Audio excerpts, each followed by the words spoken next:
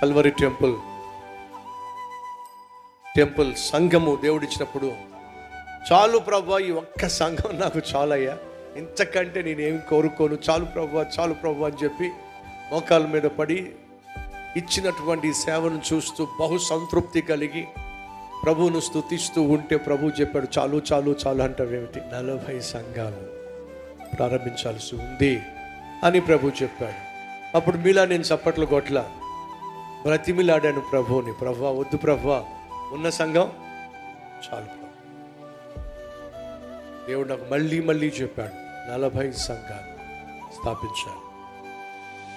అలా 40 సంఘాలు స్థాపించాలని దేవుడిచ్చిన చిత్త ప్రకారం ఆ సంఘ స్థాపనకు నడుం బిగించి ముందు అడుగు వేస్తే ఎన్ని ఆటంకాలు వచ్చినాయో మీకు తెలుసు.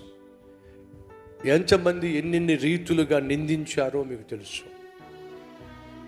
ధర్నాలు చేశారో మీకు తెలుసు, కోర్టు కేసులు ఫైల్ చేశారో మీకు తెలుసు, పోలీస్ స్టేషన్కి వెళ్ళి కేసులు ఫైల్ చేశారో మీకు తెలుసు. కానీ నాకు తెలిసింది ఏంటో తెలుసా, దేవుడు చెప్పింది ఖచ్చితంగా చెయ్యాల్సిందే. 600 అయినా 106 అయినా ఆగిపోలా, దేవుడు చెప్పిందే చేసుకుంటూ ముందుకు వెళ్ళిపోతూ ఉన్నాం. కాబట్టి ఈరోజు 40లో 27 సంఘాలు స్థాపించుకోగలిగాం. దేవుని చిత్తం నువ్వు నేను మనం చేస్తే ఆటంకపరిచే వాళ్ళు ఉంటారు, మీదకు వచ్చే వాళ్ళు ఉంటారు. భయపడద్దు.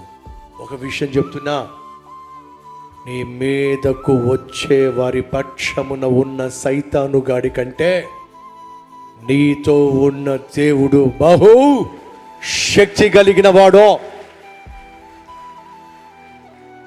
అది ఎప్పుడు బయటపడుతుందయా అంటే, చేస్తున్న పని ఆపకుండా ముందుకు సాగితే దేవుడు చేసే అద్భుతము బయటకు వస్తుంది.